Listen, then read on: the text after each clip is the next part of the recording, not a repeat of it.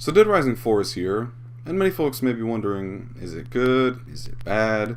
Is it just more of the same from last time around? Well, let's touch on some of the points of the game and see if we can't clear the air just a little bit. Now the game starts out with hero of the original game, Frank, the I've Covered Wars tank, West, as he returns to Willamette in order to uncover the mystery behind the new outbreak laying siege to the town. It's from this point that we see very little has changed gameplay-wise since Dead Rising 3, since Frank can now take a note from Nick Ramos and craft weapons on the go, and customize vehicles together, just as Nick could. Alright, so, not bad so far. Now laying waste to hordes of zombies is pretty much as satisfying as it's ever been. We've got a couple of... And for the ultimate escape from reality, who could forget? Now new to the game is the introduction of the exosuit, which grants Frank the ability to further his tank state of being by temporarily increasing his damage resistance, allowing him to wield exosuit weapons, temporarily alter the suit with specific items in the map, and otherwise letting him put down zombies even easier than ever. Now the suit does have to be found every time you want to use it, and it does only last for a short amount of time, so they do at least find a way to balance its unstoppable nature by giving it such a short lifespan. As always, the slaying of zombies still leads to leveling. However, this time around, instead of a predetermined skill tree, players are treated to their own personalizable skill tree, where you can set up Frank to how you see fit. Now this includes the Brawling tab, which lets you increase weapon critical damage and the durability of certain weapon types, the Fortitude tab, which increases your total health and stamina and the regeneration of the two, the Shooting tab for increasing critical damage, stability, and total ammo capacity of individual weapon types, and lastly, the Survival tab, which is there mostly to increase your item carrying capacity and the means in which you earn scrap, the game's in-game currency for spending at safe houses. Now this time around, the safe house only exists as a place for you to spend your in-game cash, or the scrap. Things like maps, weapons, extra items, these can be purchased there. Saving survivors, however, doesn't affect the game too much, except that it helps to level up the safe house, which grants you more things to purchase. Now that's fine, but beyond that, there's no real purpose to saving the survivors, or even clearing out the safe houses in the first place.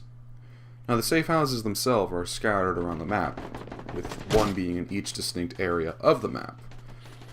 Now, having a grand-sized map isn't a terrible thing, as each area now has its own unique feel, but the enjoyment kind of stops there once you find yourself driving long distances just to get to the different areas, or God forbid, trying to tread through the rotting terrain. Another aspect of the game that takes a slight hit this time around is the lovable miscreants that we've come to be putting down in the past couple games. Psychopaths. This time around we don't have them. We've got maniacs. They function very similar to them in that they're just rather beefy people, but they don't have their own unique personality anymore. They're literally just beefier versions of pre-existing human enemies. And who could forget about the timer from the old games? That looming threat of failure if you couldn't keep up with the game's somewhat demanding pace at times. Well, apparently everyone wanted that forgotten, seeing as how it's no longer in the game. Now, at first, I hated the decision of getting rid of it, seeing as how it just serves to make the game easier than it needs to be. But looking back on it after a couple hours of gameplay, I can see it as a somewhat acceptable change, since now I can do a story mission, screw around for a while, and then come back when I'm good and ready. It's alright, but I really wish it could have been an option instead of a core mechanic of the game. And with that, let's lay into the glaring problem with this game, being that it's just far too easy this time around. At no point have I found myself worried about my HP, the durability of my current weapon, about being surrounded.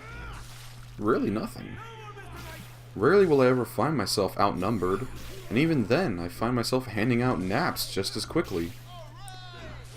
And it's with this that the game divides itself, trying to appeal both to the fans of old and newcomers alike.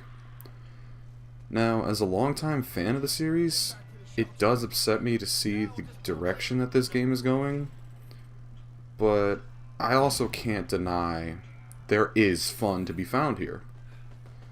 What it comes down to for me is just the enjoyment of putting zombies down by the boatload. But beyond that, the series is getting a little too big for itself now. Could I recommend this game? Yeah, absolutely. But would I recommend it? Not at full retail. Now, I don't see this game sitting at $60 for far too long, so if I were you, I'd definitely wait till it gets a price drop or two before I get invested.